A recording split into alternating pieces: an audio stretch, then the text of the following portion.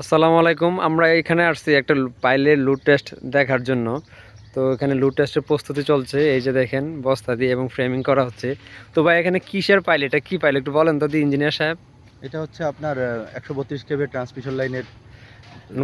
কয় ton load দেওয়া হবে? এটা হচ্ছে আপনার 60.737 টন।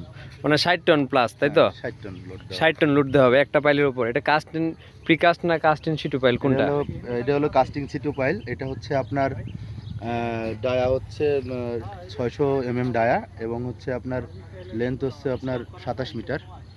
ঠিক আছে, আসলে এটা কাস্টিং সিটু পাইল। এখানে লুড টেস্ট করা হবে 60 টনের মতন। তো এখনই প্রস্তুতি চলছে, পরবর্তী কোনো এক ভিডিও আপনাদেরকে ফুল দেখানো হবে। এখানে দেখেন পাইলটা মোটামুটি পাইলের হেড সারফেসটা অলরেডি রেডি করা আছে। এই যে এই যে রেডি করা আছে, এখানেই মূলত জগটা বসানো হবে। তো জগটা বসানোর পরেই ফুল লুড দেওয়া হবে।